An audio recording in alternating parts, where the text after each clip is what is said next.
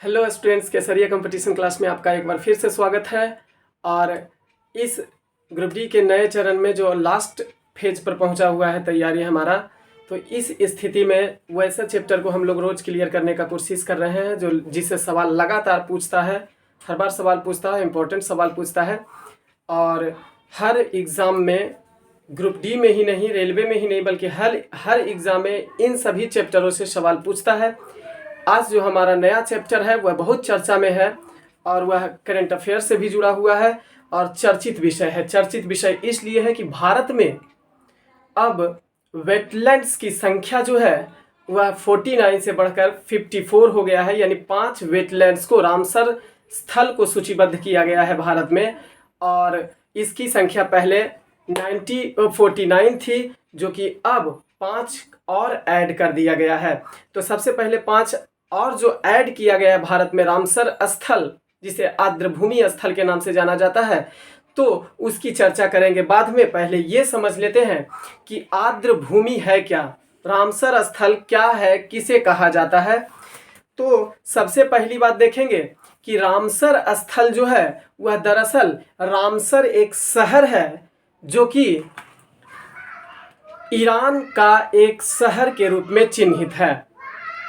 अब यह जो आर्द्रभूमि प्रदेश है या आर्द्रभूमि क्षेत्र है, उसके संरक्षण के लिए, आर्द्रभूमि संरक्षण के लिए, आर्द्र स्थलों को संरक्षण करने के लिए जो नमी वाला भूमि है, आर्द्रभूमि का परिभाषा इस प्रकार से दिया गया है, कहा गया है कि स्थल का वह भाग जिसके ऊपरी सतह पर जल का आवरण से घिरा हुआ हो और पूरे वर्ष इस प्रदेश में, इस धरातल पर एक साल में प्रत्येक साल 8 महीने तक कम से कम ऊपरी सतह पर जल हो गया हो या भरा हुआ हो, तथा वह नमी वाला स्थल के रूप में सूचीबद्ध किया गया हो, या उसे कह सकते हैं कि दलदलीय भूमि के रूप में उसे स्वीकार कर लिया गया हो। तो ऐसे क्षेत्रों में उस पर्यावरण के अनुकूल ही पादप यानी जलीय पादप तथा जलीय जीव तथा छोटे छोटे कीड़े मकोड़े जो होते हैं वो विकसित होते हैं, या उन्हें रहने के लिए एक निश्चित संक्रमण स्थलीय भूमि मिलता है। इसी को सूचीबद्ध किया जाता है आर्द्र भूमि के रूप में।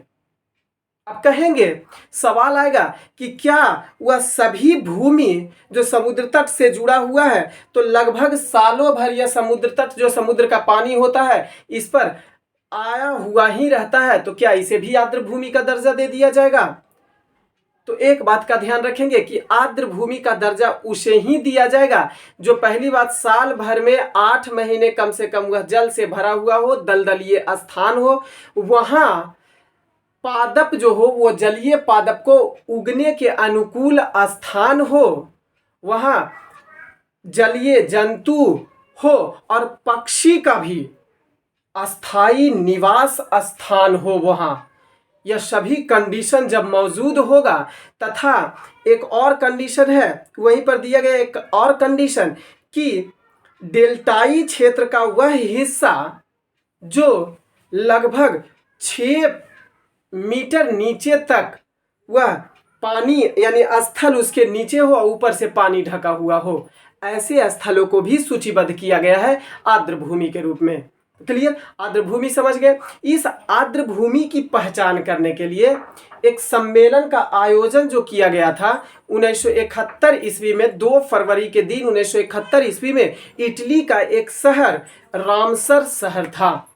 वहाँ इटली नहीं, ईरान का एक शहर रामसर शहर है और उस रामसर शहर में ही एक कन्वेंशन किया गया था, एक सम्मेलन बुलाया गया 2 फरवरी के दिन 1971 ईस्वी को, जिसमें विश्व के कई देशों ने हिस्सा लिया, तथा वहीं पर आर्द्र भूमि को संरक्षण करने के लिए नियम और कानून बनाया गया।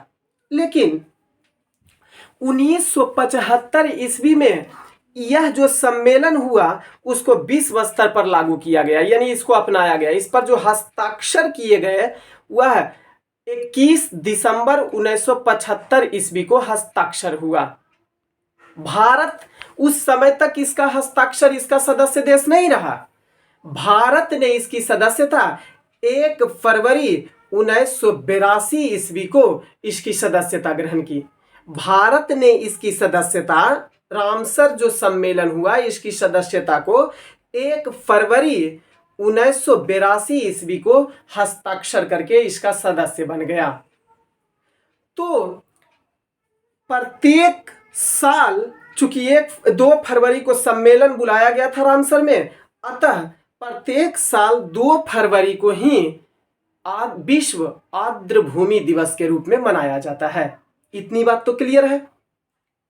अब देखते हैं कि पहली बार यह विश्व आर्द्र भूमि दिवस कब मनाया गया। 1997 ईस्वी में 2 फरवरी के दिन 1997 ईस्वी से लगातार विश्व आर्द्र भूमि दिवस मनाया जा रहा है, जो पूरे विश्व में आर्द्र भूमि के जगहों को संरक्षित एवं सुरक्षित करने के लिए नियम और कानून बनाता है। क्लियर। अब इसकी पहचान कौन करेगा? तो इसकी पहचान देशों के, राज्यों के द्वारा ही किया जाएगा। यानी उस देश के द्वारा यह सूचना दिया जाएगा कि मेरे यहाँ यह आर्द्र भूमि स्थल है और उसको रामसर स्थल के रूप में या अंतरराष्ट्रीय आर्द्र भूमि स्थल के रूप में शामिल किया जाता है।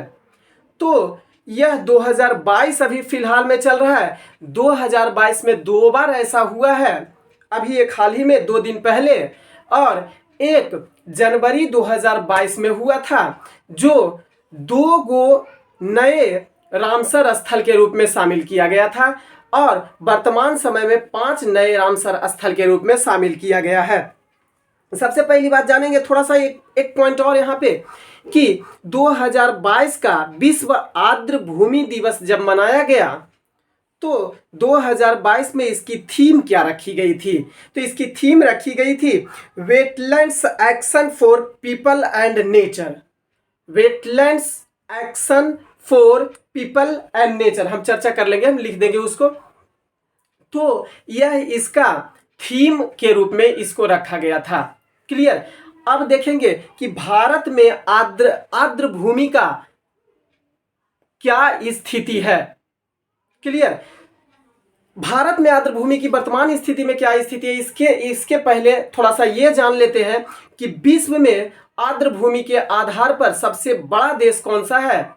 तो विश्व में सबसे ज्यादा आर्द्र भूमि प्रदेश रखने वाला या रामसर स्थल घोषित होने वाला सबसे अधिक रामसर स्थल जो है वह है ब्रिटेन में, यूनाइटेड किंगडम यूके में है, जिसमें आर्द्र भूमि की कुल संख्या 175 है। दूसरे स्थान पर मैक्सिको है, जिसका पूरे विश्व में यहाँ मैक्सिको में इसकी संख्या, आर्द्र भूमि स्थलों की संख्या 142 है। तो पहले स्थान पर यूके, दूसरे स्थान पर मैक्सिको है।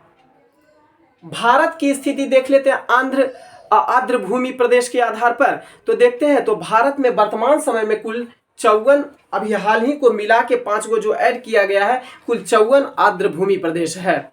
जिसमें से थोड़ा सा इसका इतिहास देख लेते हैं, क्योंकि करंट थोड़ा सा 2021 से ही याद रखेंगे तो ज़्यादा अच्छा रहेगा, बेहतर रहेगा।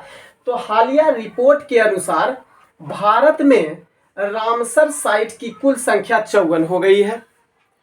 कुल संख्या 54 हो गई है। क्लियर। वर्तमान समय के अनुसार जो अभी चर्चा में है, पहले था यह 49। अब यह 5 को जोड़ लेंगे, 5 को कर लेंगे। साक्ष्य सागर जो है एमपी में, एमपी के साक्ष्य सागर को हाल ही में 2 दिन पहले ही रामसर साइट के रूप में घोषित किया गया है। दूसरा है पाला आर्द्र भूमि मिजोरम में। तीसरा है करिकीली पक्षी अभ्यारण्य, करिकीली पक्षी अभ्यारण्य तमिलनाडु में है। Pallikaranai marsh reserve forest Tamil Nadu में है। पीनवरम मैंग्रोव यह भी तमिलनाडु में। तीनों करिकीली पक्षी अभ्यारण्य, पल्लीकरनई मार्स रिजर्व फॉरेस्ट, पीनवरम मैंग्रोव, यह तीनों तमिलनाडु में स्थित है। और एक साक्ष्य सागर तथा पाला आर्द्र भूमि मिजोरम में और साक्ष्य सागर मध्य प्रदेश में। यह कुल संख्या 5 हो जाती है, जो 49 से बढ़कर यह 5 गो बढ़ा तो अभी 54 हो गई है। जिसमें से देखेंगे, हालांकि अगस्त 2021 से पहले इसकी संख्या 43 थी। अगस्त 2021 से पहले इसकी संख्या 43 थी, लेकिन अगस्त 2021 में 4 रामसर साइट को चिन्हित किया गया भारत में। वह चारों रामसर साइट भी खूब चर्चा में रहा था अगस्त महीने 2021 में खूब चर्चा में रहा था, जिसमें सुल्तानपुर राष्ट्रीय उद्यान गुरुग्राम हरियाणा में है। अब सुल्तानपुर से ये ना याद रख लेंगे कि यह राजस्थान में, सुल्तानपुर पक्षी अभयारण्य नहीं, सुल्तानपुर राष्ट्रीय उद्यान गुरुग्राम हरियाणा को कब 2021 में अगस्त में। फिर भिंडवास वन्यजीव अभयारण्य झज्जर हरियाणा में, भिंडवास वन्यजीव अभयारण्य झज्जर हरियाणा में।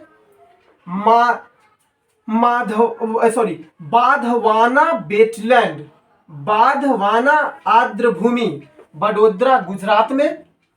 थोल झील वन्यजीव अभयारण्य अहमदाबाद गुजरात में। यह चारों को अगस्त 2021 में दर्जा दिया गया, जिसमें एक 43 थी और यह चारों को ऐड हो गया, तो अब इसकी संख्या बढ़कर 47 हो गई। फिर बारी आती है कि पुनः दिसंबर 2021 में 2 और साइट को, दिसंबर 2021 में 2 और साइट को दर्जा दिया गया। वो कौन सा साइट था 2 गो? वह गुजरात के खिजड़िया वन्यजीव अभयारण्य दिसंबर में चर्चा में था।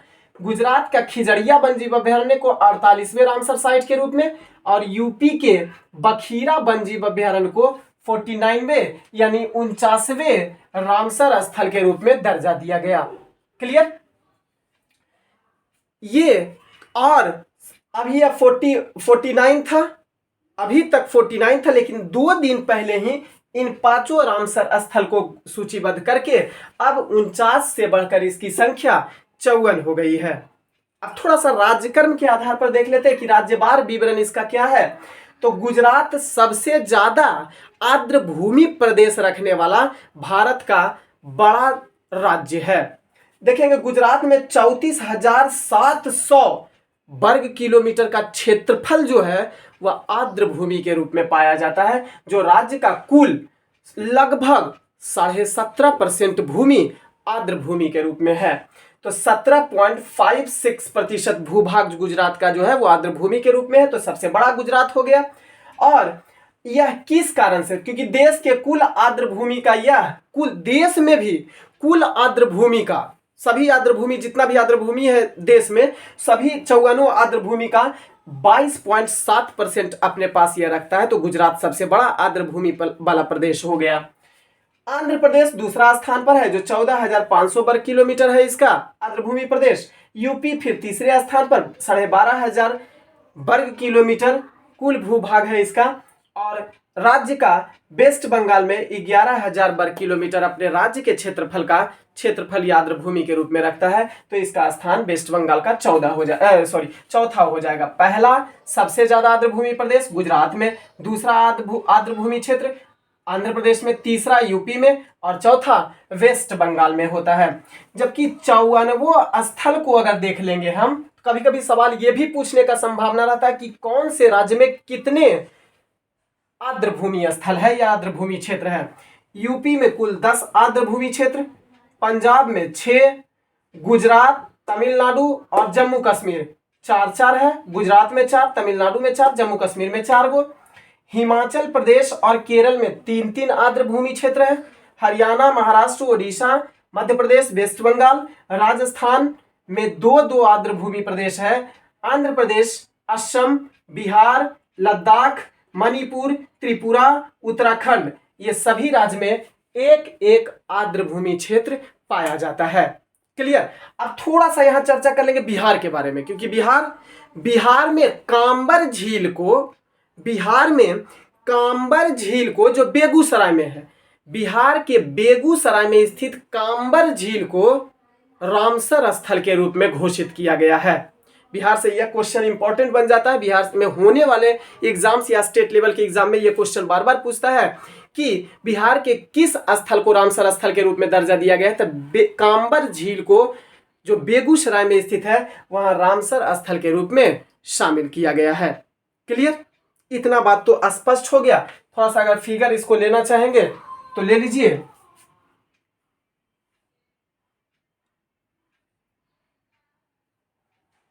चलिए अब देख लेते हैं। अब ये वाला हो गया रिपोर्ट आपका।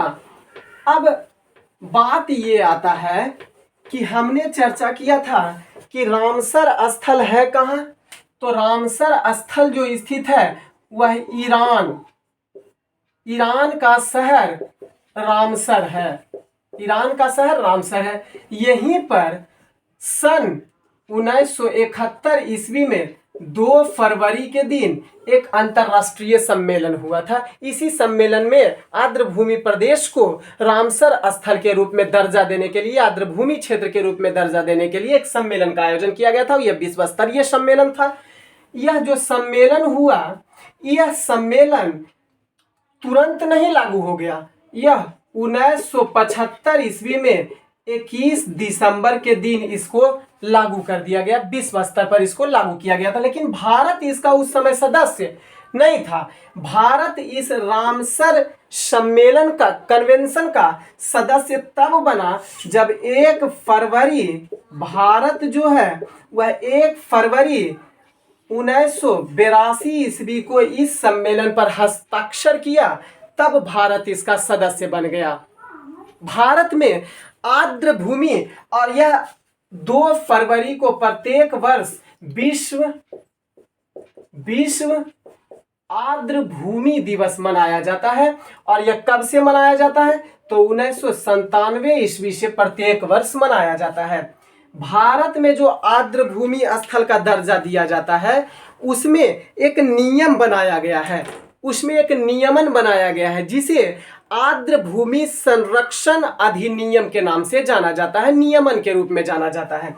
क्लियर? तो यह जो बनाया गया है यह 2017 आर्द्रभूमि संरक्षण नियमन के रूप में यह काम करता है। और 2017 में यह नियम बनाया गया। हालांकि 2017 के पहले यह अधिनियम 2010 का था। 2010 में कुछ परिवर्तन किया गया और 2017 में नया नियमन को लागू किया गया, जिसमें से कहा गया कि आर्द्रभूमि प्रदेश की पहचान जो करेगा वो प्रत्येक राज्य के द्वारा किया जाएगा, अपने ही राज्यों में।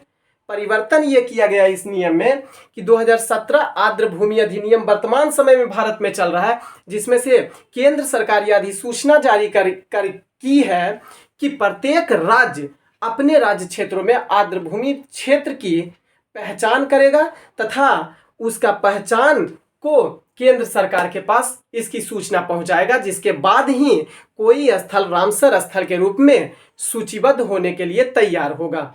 क्लियर? तो 2017 का नियमन वर्तमान समय में चल रहा था, 2010 में परिवर्तन कर दिया गया है।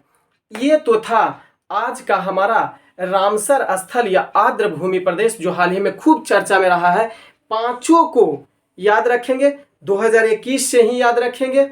2021 वाला 2 बार जो लागू हुआ था, और उसके बाद 22 में जो लागू हुआ है पांचों रामसर स्थल के रूप में, सभी को याद रखेंगे। निश्चित तौर पर एक न एक क्वेश्चन हर हाल में पूछता है। चलिए, आज की इतनी करंट अफेयर्स की सेवा को देते, करंट अफेयर्स से भी जुड़ा हुआ था और कुछ नॉलेज जो आर्द्रभूमि प्रदेश से था वो हमने दिया। चलिए, आज की सेवा को देते हैं विराम। आप अपने ग्रुप डी की तैयारी या जो भी तैयारी आप करते हैं, तैयारी को बनाए हुए रखिए, खुश रखिए, माता पिता का सम्मान कीजिए और बड़ों का सम्मान कीजिए। धन्यवाद।